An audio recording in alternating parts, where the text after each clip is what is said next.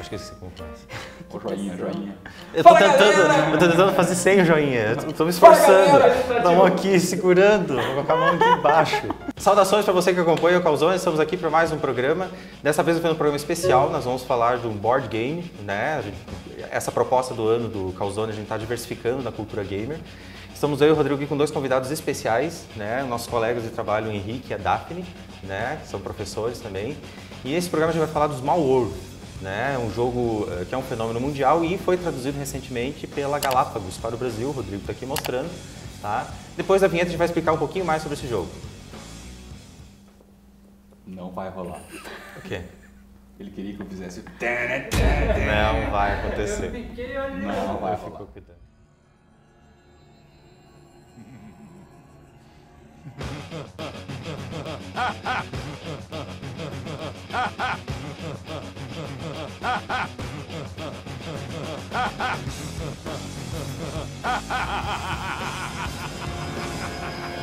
Estamos de volta. O Rodrigo é especialista em board games, é colecionador, né? Ele diz que não, mas ele é colecionador de board games e ele tem o Small World em inglês, né?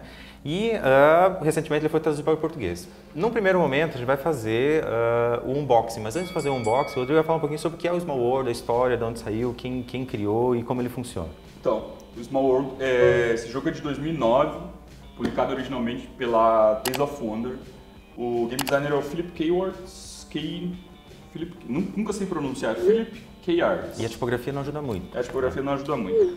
Mas esse jogo, originalmente, ele se chamava 20, e basicamente é um jogo de dominação territorial, misturado com fantasia medieval. Como eu falei, baseado nesse jogo mais antigo do mesmo autor, e ele acabou transformando num jogo mais fácil, mais simples, em que cada jogador usa combos, né, uma raça associada a um poder, para dominar territórios, né, fazenda, pântano, num mundo muito pequeno, né, que é a tradução de Small World. O jogo não é muito novo, ele é de 2009, mas veio há pouco, veio agora em 2015 para o Brasil pela Galápagos, como o Hilário falou, e dá pra gente chamar de um wargame também, né, um jogo de guerra também, né, e é muito divertido, pode causar algumas intrigas, e é legal que a partida não é muito demorada, né, não. Como outros jogos de combate famosos, né, e tradicionais. E é muito legal também porque ele tem uma jogabilidade um alto nível de rejogabilidade, porque as raças vão mudando, vocês vão ver depois, a gente vai explicar melhor. No unboxing a gente vai mostrar com mais detalhes. E é isso, né? E é para toda a família, você não tem que ser um aficionado por fantasia medieval, não tem que ser você... Numa rodada você já entende a dinâmica do jogo e a seguir agora a estratégia, daí é cada um por si. Como vai funcionar o programa de hoje? A gente vai fazer primeiro o unboxing, a gente vai fazer o processo de tirar da caixa o jogo. Nós estamos aqui como convidados o Henrique e a Daphne porque a gente fez uma partida, né? A gente jogou uma partida completa em 4 jogadores, que vocês vão conferir após o programa, né? Vai ter o link para vocês conferirem, né? A gente vai deixar inclusive no ar quem é que venceu, vocês não saberão enquanto nós tirem a peleia, né? Pegando um termo regional aqui. Eu acho que todos vencemos. Todos vencemos, jogo é uma vitória para todos que... Jogar esse jogo é uma vitória. A gente depois do jogo não fala isso, mas durante o jogo a gente queria se matar, mas tudo bem, então primeiro a gente vai mostrar os elementos do jogo, né, que vocês vão ver rapidinho aí, depois a gente volta para fazer uma avaliação, contar um pouquinho como foi, mas a gente não vai entregar quem ganhou, tá? E depois do programa você corre para o YouTube para ver quem ganhou a partida e para ver, se você quiser saber como joga também, né, entender um pouquinho das regras, certo? Dá uma olhada aí no unboxing.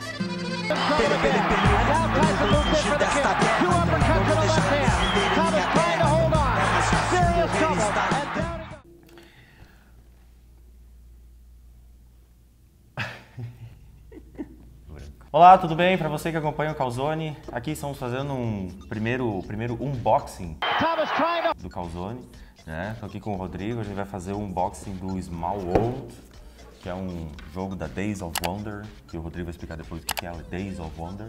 Estamos aqui na oficina de games, né?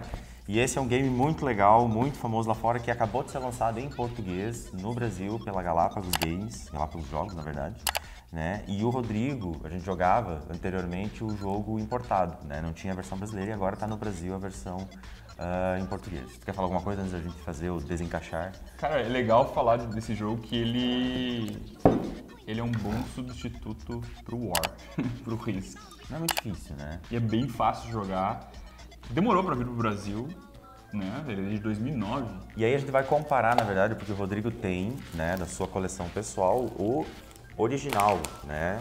O gringo. E aí a gente vai comparar um pouquinho, porque é uma pequena adaptação nas pecinhas. O Rodrigo não só tem o original, como ele tem também as expansões. Falta acho que uma expansão. Tem algumas expansões. Falta uma expansão das... Acho que 13 ou 14, falta uma só aqui. Diz o Rodrigo que caixa que faz barulho. A caixa que abre. faz barulho é de jogo bom. Temos o manual, como a gente falou, tá todo em português. E tem aqui um código para ver o negócio online, que claro, eu não vou dizer para vocês qual que é, porque o jogo é meu. Tá. Esse código dá para entrar no site da Days of Wonder e cadastrar lá numa conta e pode jogar online alguns jogos da Days of Wonder que estão disponíveis lá para baixar. Para explicar um pouquinho o Small World, assim, ele está, eu não sei, uma primeira análise que eu fiz é que ele está a meio caminho entre o Munchkins e o D&D. O Munchkins é totalmente piadista, ele tem né, com relação ao universo legal, fantástico, e o D&D é o jogo, teoricamente, né, Criaturas o fantasia mais sério e tudo mais. Essa parte aqui, pelo que eu tô sentindo, também é igual, né? Aqui nós temos peças que a gente tem que destacar, né? Nós temos pecinhas aqui, né? Cada uma com a sua função dentro do jogo, né? Os dinheirinhos, né? Pontos de vitória. As montanhas. Small World é um jogo de civilizações num mundo pequeno, como o nome próprio diz. E cada civilização se enfrenta para ver quem, ao final de uma quantidade de turnos, tem mais pontos de vitória, é mais poderoso. Todo jogo você associa poderes a raças diferentes, né? Por exemplo, aqui a gente tem anões ou elfos, né? Elfos aqui é a pecinha do elfo. Ela tem um outro lado que vai encaixar aqui do lado, que vai dar a classe dela, ou o que ela faz. No caso aqui, diplomata, né? Seriam elfos diplomatas, né? Isso é aleatório, né? O jogo, à medida que você vai jogando, a combinação é aleatória e ela te dá uma habilidade específica, né? Quando você for elfo e for diplomata, você vai jogar de uma determinada forma. Se você for elfo daqui a pouco... A gente tem carniçais heróicos, por exemplo. Carniçais heróicos. Que são tipo um zumbi, né? E cada vez que a gente joga, essa configuração muda completamente. Então o jogo tem uma rejogabilidade muito grande. Os jogadores vão usando fichinhas como essa daqui, em quantidades, bastante quantidade, para ir dominando o território. Que, na verdade são as hordas, né? São as hordas dos personagens, né? Aqui, por exemplo, elfos das forças especiais. Né? Você não tem que jogar o jogo inteiro com os mesmos personagens. Não. Ao longo do mesmo jogo você pode ou deve trocar, senão você não vai conseguir ganhar o jogo. Entrar em declínio, né?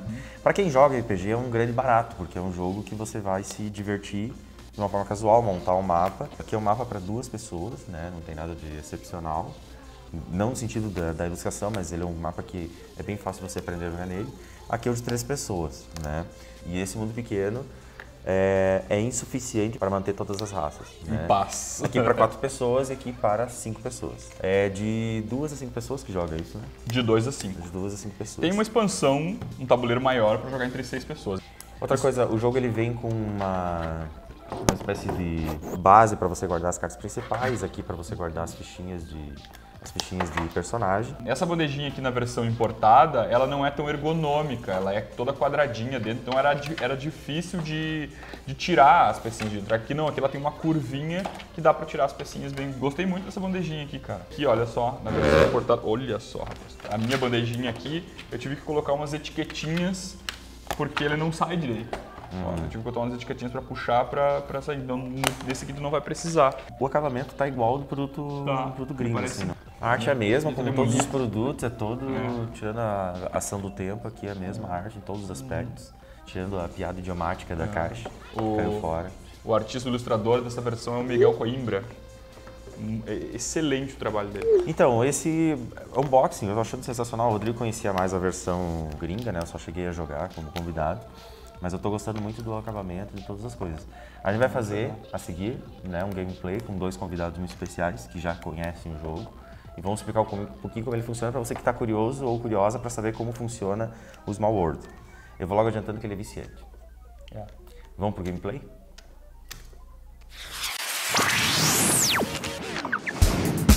Chegou o Uno Plus, um projeto inovador que reúne vídeos com conteúdos exclusivos, relevantes e gratuitos para estudantes, vestibulandos, profissionais e toda a comunidade. Aperte o play e dê um plus no conhecimento.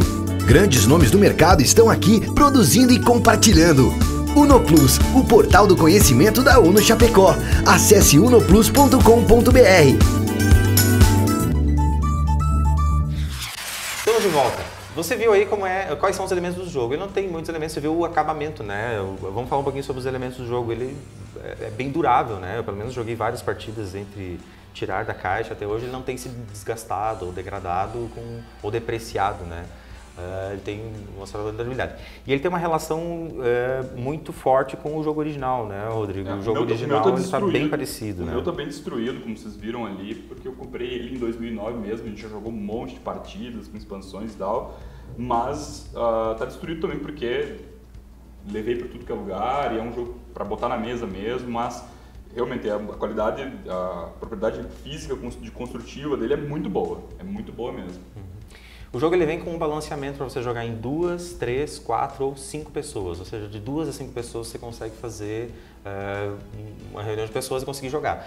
Não tem muito essa coisa de idade, né? Criança, adulto, gente mais velha pode jogar porque ele não tem, como eu falei, ele não tem uma limitação, você não tem que ser um amante de fantasia, entender o que é um elfo, o que é um troll. Sabendo né? ler. Sabendo ler já sai jogando. E nem tem muito texto, né? Nem precisa ler muita coisa, não precisa, é muito fácil de entender como é que ele funciona. Porque ele tem uma moral simples, que vocês vão ver lá durante a partida, ele tem um ciclo bem legal de jogo.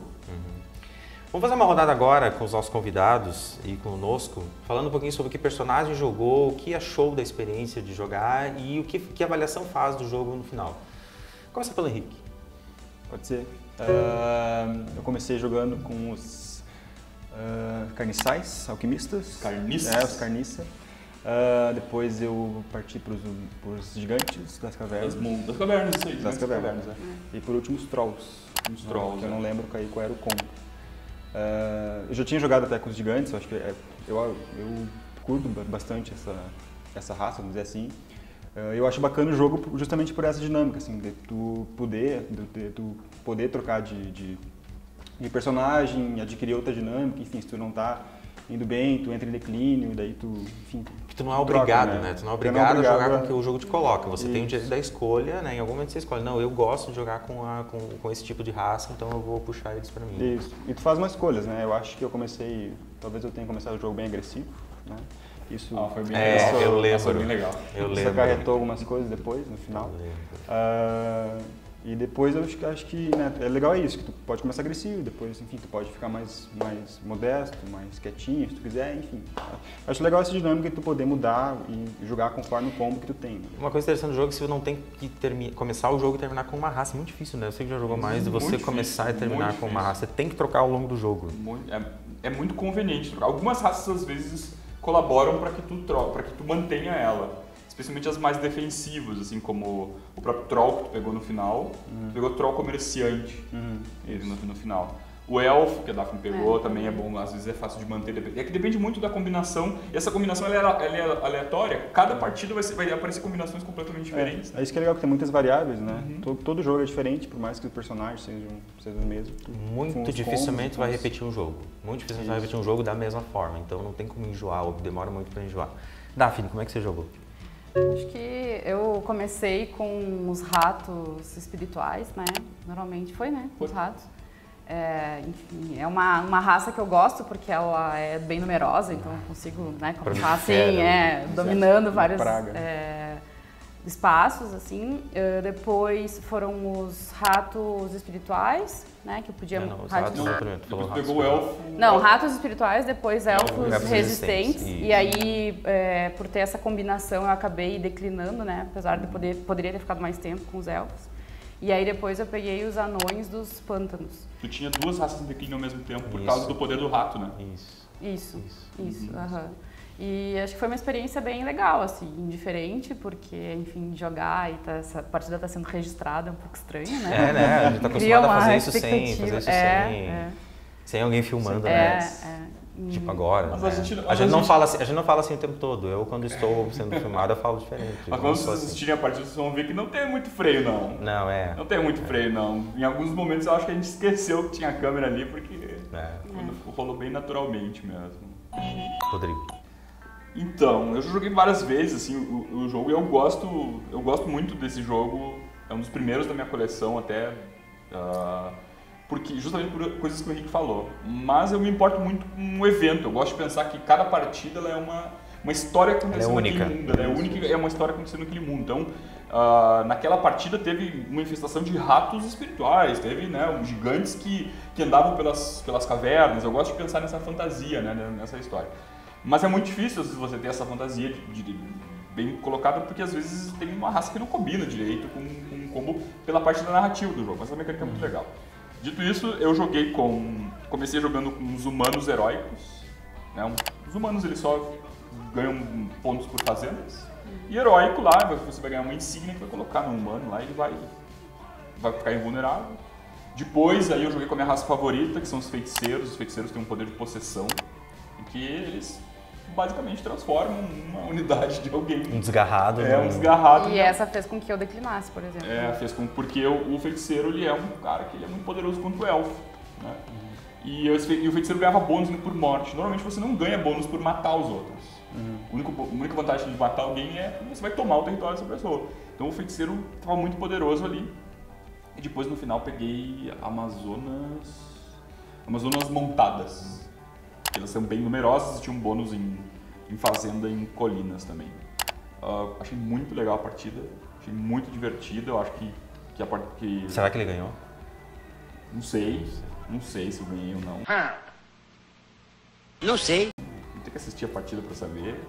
Eu não tenho um índice de vitórias muito alto nesse jogo, cara. Eu gosto da trajetória. Eu gosto muito de jogar com o Henrique também. A gente jogou várias partidas juntas. Não sei. Porque o Henrique, eu acho que ele também gosta da trajetória. Eu não me interesso tanto pela questão assim, das raças e tal, essa questão medieval. Eu não sou muito fã dessa temática, mas é mais a dinâmica, assim. Todo cara joga um jogo e vê o que acontece, né? E dá pra perceber na partida que aconteceu isso, que tu queria ver o que acontecia. E é muito legal, porque em algum momento eu também queria ver o que vai acontecer. Sim. Queria ver a reação do Hilário, algumas coisas que vocês vão ver. Dava pra ver que o Henrique experimentava bastante, assim. Se retirava e depois voltava, né? Por outros lugares e tal. Não tá muito... Então, falando no roleplay, né, na interpretação, eu comecei com os Hufflings das Colinas, né? Os Hufflings, para quem não sabe, eles são muito próximos dos Hobbits do Senhor dos Anéis. Só não pode falar Hobbit porque não é versão de direitos autorais, né? Eu comecei com eles, que eles têm umas vantagens muito legais, eles tentam ser pacíficos, embora o Henrique tenha me atacado logo de cara, não sei porquê, os Hobbits são tão pacíficos, né? São tão queridos.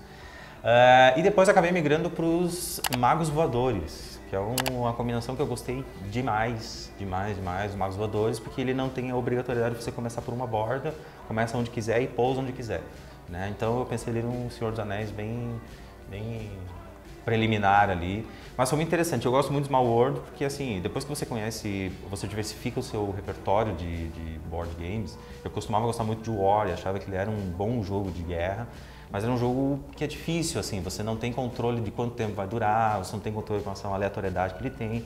Aqui a aleatoriedade ela é mínima, né? Você tem que ser estratégico, tem um dado, mas ele não muda, assim, ele não determina o vencedor, o perdedor. Né? No War tinha isso, né? Que me irritava muito o fato de jogar.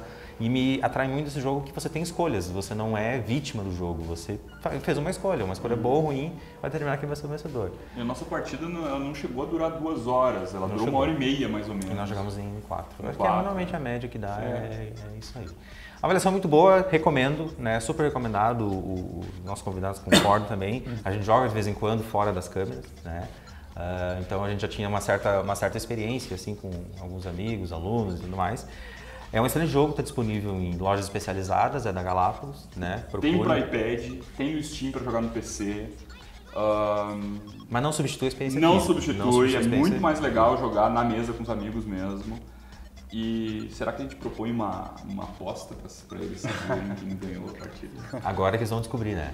Você que assistiu todo o programa, ficou muito interessado, quer conhecer um pouco mais sobre as regras e mesmo se o gameplay não estiver muito claro, pode perguntar nos comentários ali que a gente vai responder sobre algumas regras, né? Se você estiver curioso, quiser comprar o jogo, quiser experimentar, né? Fica o link aí para você, se você quiser acompanhar como foi a partida, ver quem de nós venceu a partida, né? Você já deve estar fazendo suas apostas, né? As suas apostas. Eu duvido que adivinhe. Eu duvido que adivinhe quem ganhou, né? O Rodrigo fez todo aquele drama, quem sabe foi ele, né? Lá, quem sabe foi o Henrique, que estava fazendo experiência, quem sabe ganhou. Mas enfim, esse foi o Causone dessa semana. Fiquem agora com o gameplay aí no YouTube. Até a próxima. Dá uma nota, tipo. É difícil dar nota, cara. Nota não. Mas a nota tinha que ser tipo uma coisa relacionada com o Causone. O ruim é um misto quente. Sabor, Calzone.